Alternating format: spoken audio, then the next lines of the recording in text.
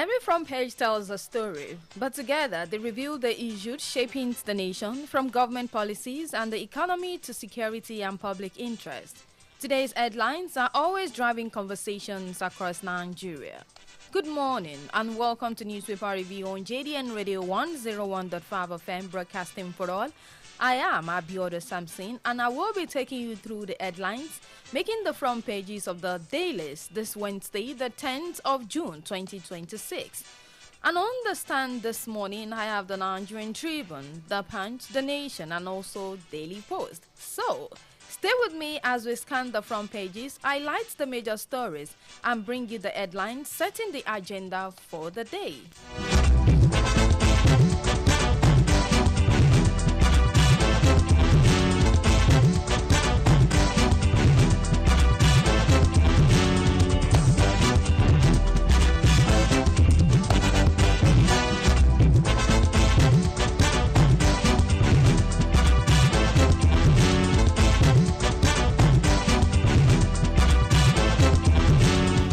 Starting with the Punch newspaper for this morning with this headline that says post-primary chaos worsen as INEC fixes candidate submission deadline. Nigerians' foreign debt to hit $72.6 billion after 2027 pose, says IMF. Elumelu appointed chairman of Seplat Energy. Xenophobia, 270 Nigerians evacuated from South Africa return Thursday. NAS will pass state's police bill this week, says the Senate leader. Ebola. Tinubu approves 10 billion naira funding for emergency response. Inflation. Insecurity still major challenges despite reforms. And this is coming from the federal government. Tinubu orders repatriation of 300 Nigerians held in Ethiopia prison. Gani Adams mobilizes Yoruba monarchs against rising insecurity. And those are the headlines that made it to the front page of the Punch newspaper for this morning.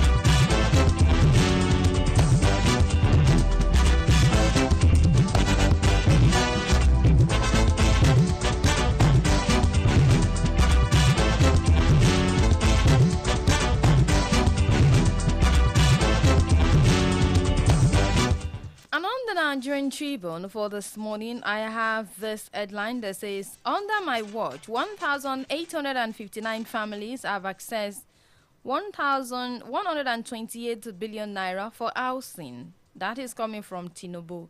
And also, Tony Elumelu appointed as Seplat's Energy Chairman. INEC fully recognizes Wike-backed PDP NWC. And those are the stories that made it to the front page of the Nigerian Tribune for this morning. And very bold on the page, the front page says the renewed Hope FCT, and it shows the pictures of the commissioning of the Atera roads, the 5-meter of Obafemi Awolowo Way from left camp junctions of RRI Dape District section. And those are what's on the front page of the Nigerian Tribune for this morning.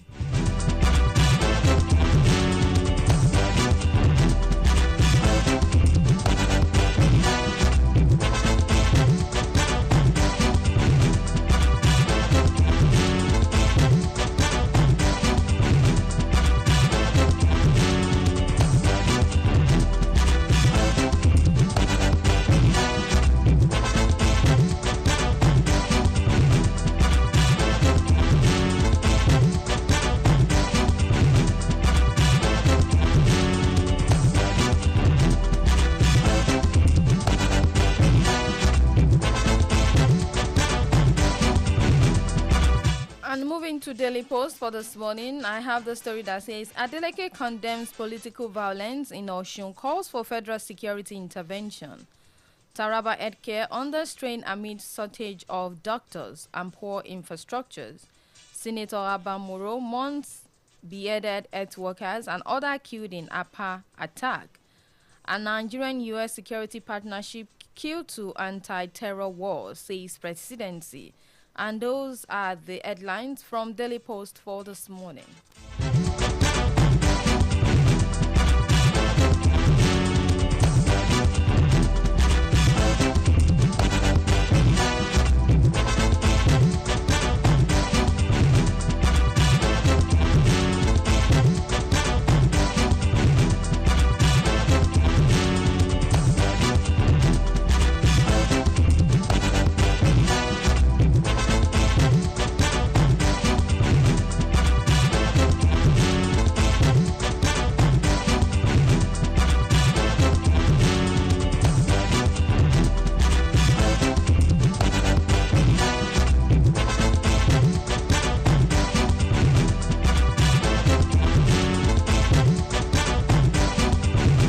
If you're just tuning in, it's still the newspaper review on your dial 101.5 FM, the only radio station that is broadcasting for all.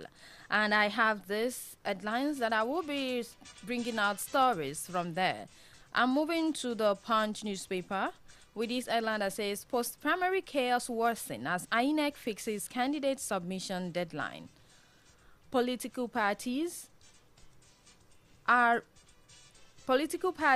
racing to resolve post-primary disputes, finalize candidate lists, and conclude consultation on running mates after the Independent National Electoral Commission fixes June 26 for the release of access codes to its nomination portal and July 11 as the deadline for the submission of candidates' particulars for the 2027 general elections. As appeal, grievances, and leadership tussles continues to trial the conclusion of party primaries, INEC has warned that unresolved internal conflicts and ongoing court challenges to its electoral timetable could complicate preparations for the polls, even as major parties intensify efforts to beat the nomination deadline and complete their presidential tickets. The African Democratic Congress, the Young Progress Party, and the All Progressive Grand Alliance have expressed readiness to submit the names of their candidates to the Independent National Electoral Commission following the conclusion of their primary elections. The electoral umpire announced that the access codes would allow political parties to begin uploading candidate details for the 2027 general elections to its portal. And the story continues on the Punch newspaper for this morning, the 10th of June, 2026.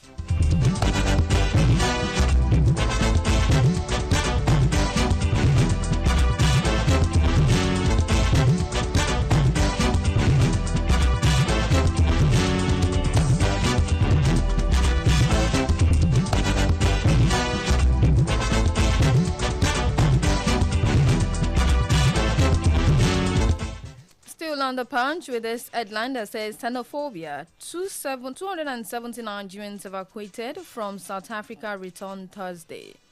A group of at least 270 Nigerians who are expected to make up the first batch of the returnees from South Africa following the recent xenophobic attack is scheduled to arrive in Lagos on Thursday morning as the federal government intensifies efforts to assist affected citizens. The Ministry of Foreign Affairs disclosed this in a statement issued on Tuesday by its spokesperson, Kibiebi Emiemfa. According to the ministry, the evacuees will be flown back to Nigerian abroad on Air Peace aircraft departing Johannesburg, Tambo International Airport on Wednesday night. The flight is expected to land at the Muritala Mohammed International Airport, Lagos, at approximately 5 a.m. on Thursday. Emiemfa said the federal government are taking responsibility for the evacuation exercise, including funding and arrangements for the reception of the returnees upon arrival. Upon arrival, the evacuees will undergo documentation and profiling procedures and will receive the appropriate assistance and support before being reunited with their families. And the story continues on the Punch newspaper for this morning.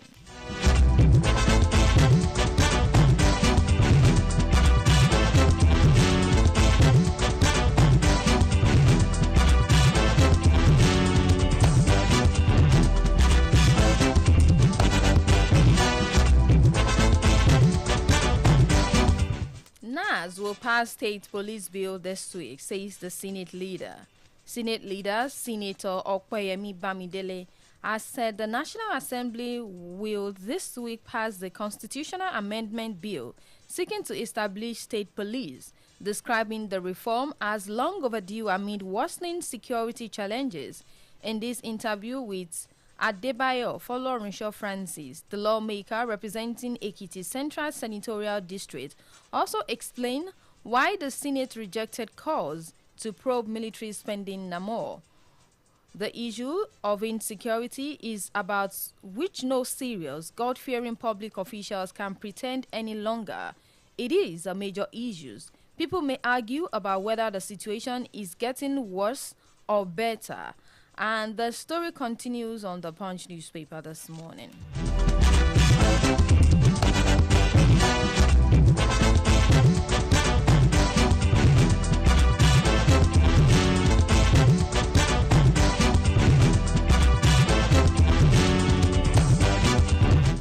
Nigerians' foreign debt to hit $72.6 billion after 27 pulls, says IMF.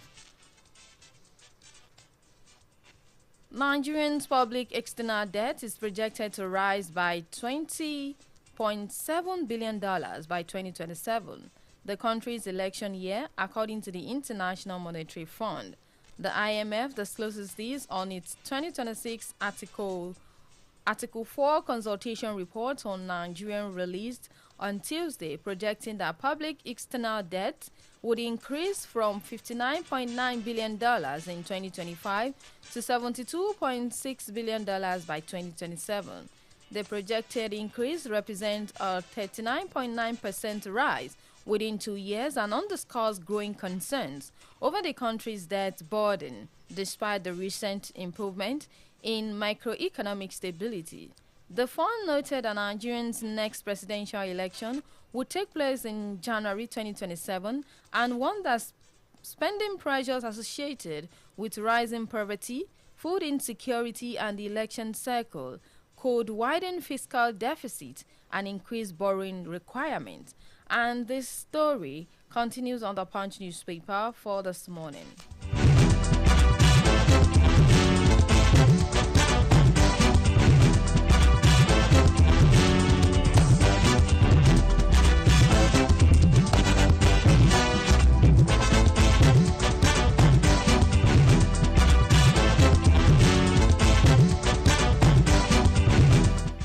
Inflation, insecurity still major challenges despite reforms, says federal government.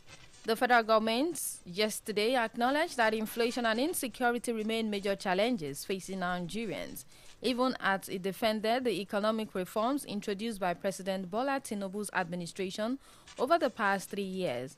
Speaking at a press conference to mark the 2026 Democracy Day celebration in Abuja, Secretary to the Government of the Federation, George Akume, said the government was aware of the hardship caused by its policies, but argued that the recent economic indicators suggested improvement in key sectors.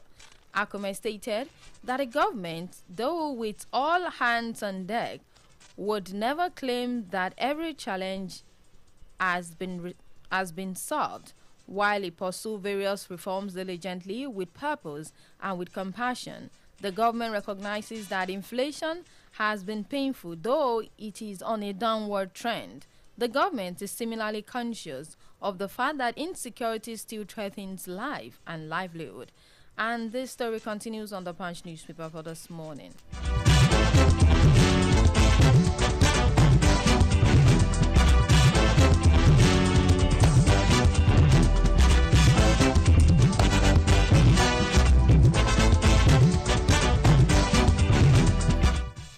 Tinubu orders repatriation of 300 Nigerians held in Ethiopia prison. President Bola Tinubu has dispatched a high-level delegation to Addis Ababa, Ethiopia, to secure the immediate repatriation of nearly 300 Nigerian nationals serving prison sentence in the country. The source with the presidency and the Foreign Service familiar with the directive says the prisoners are held in deteriorating conditions in Kaliti, a maximum security prison in Addis Ababa. Tinubu mandated the delegations, which include the Minister of Foreign Affairs Bianca Odumegu Ojukwu and the Attorney General of Federation Lateef Fagbemi-San, to sign a memorandum of understanding with the Ethiopian government that would allow the prisoners to be transferred to Nigeria to complete the remainder of their sentences in Nigerian correctional facilities. According to one of the sources, the directive came directly from the president, with the delegation departing for Addis Ababa on Tuesday. And the story continues on the Punch newspaper for this morning.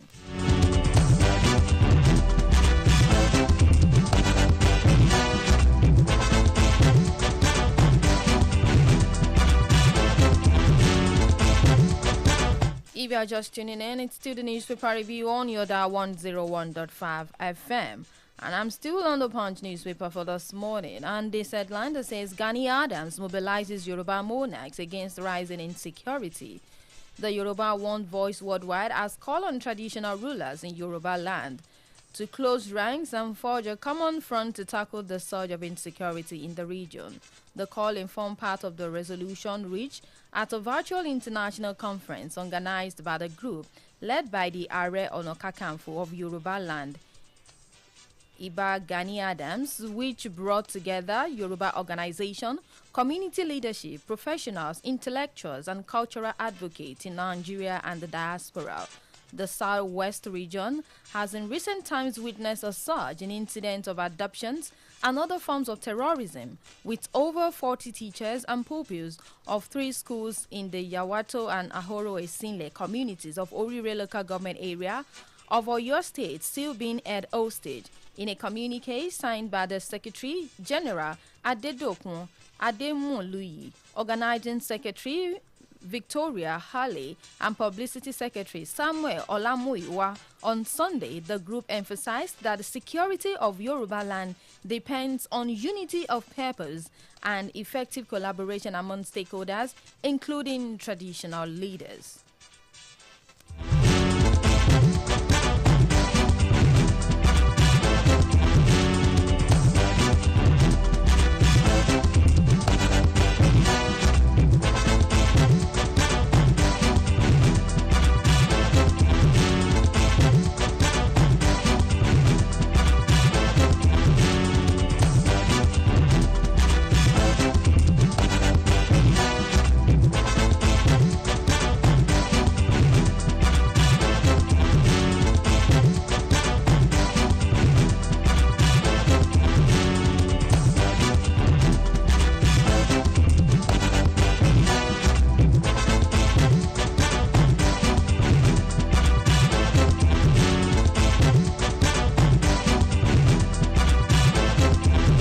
If you're just tuning in, you're right on time. It's still the newspaper review on JDN Radio 101.5 FM. If there's any of the headlines from the dailies, the Punch newspaper, that have struck any reactions and you want to be part of the conversation this morning, you can just call into the studio line on 07048 001015 or 08022102163.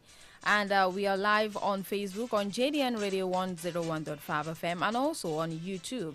And I have this message from Facebook, and it's from Dr. Mrs. Olibara, and she says that this is the time to reform because the clamor for it soars higher each Passions Day. Economic reforms ought to be human-faced package to better the lot of the living, where it translates to starving, impoverishing, and traumatizing the masses to death. Then it is for the dead and not for the living. Who then will reform this land? She asked. And only reforms reminded and reform-involved person can reform a Nigeria, which majority of its citizens are yearning for. May God enlighten our understanding. And that was our contribution for this morning. And you can drop yours, and I will be reading that straight to everyone to see your own contribution on the major headlines on the dailies all around the globe on Nigeria for this morning that is shaping the conversation this morning. And I'm still here with the Daily Post with this headline that says Adeleke condemns political violence in Osun, calls for federal security intervention. Osun State Governor Ademola Adeleke has denounced a wave of violent attack reported across several parts of the state, describing the incident as a dangerous threat to peace and democratic governance. In a statement issued on Tuesday, the governor alleged that the armed political thugs carried out coordinated assaults in communities including Ile-Ife, Ede, Oshogbo, and other locations, resulting in injuries and heightened tensions among residents. The governor stated that the attack were unacceptable and warned that political competition should never descend into violence and intimidation. And he continued, he said no political objective is worth the loss of lives, pains, and suffering inflicted on innocent citizens. Democracy must not be reduced to a battlefield where political disagreements are settled through violence, the governor stated. And he appealed to President Bola Tinubu and the key security authorities, including the National Security Advisor Malam Nuhu Ribadu, the Inspector General of Police, and the Department of State Services, DSS, to urgently intervene and prevent a further breakdown of law and order in the state. And this is from Daily Post for this morning.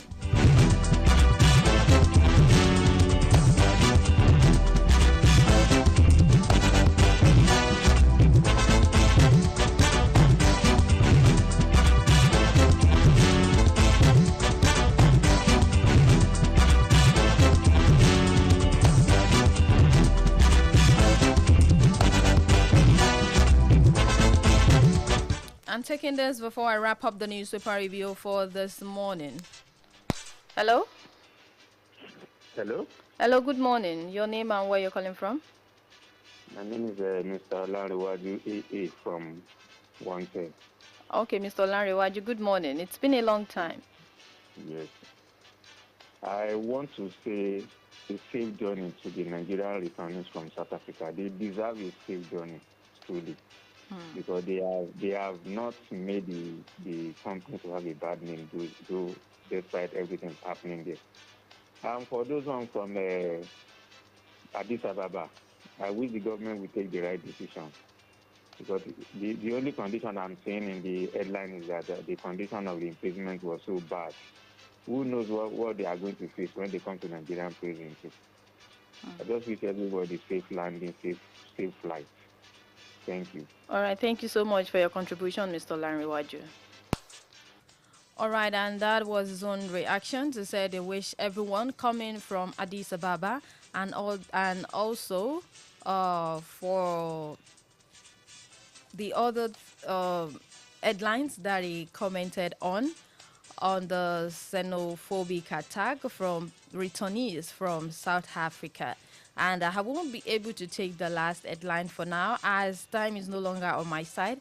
And as you know, if you have any other reactions for any of the headlines this morning, do not forget that it's coming in Yoruba language translation on Af'Oni Iroyin in the next few minutes. And do not forget that the newspaper review continues tomorrow, same time, 7:30 a.m. to 8 a.m.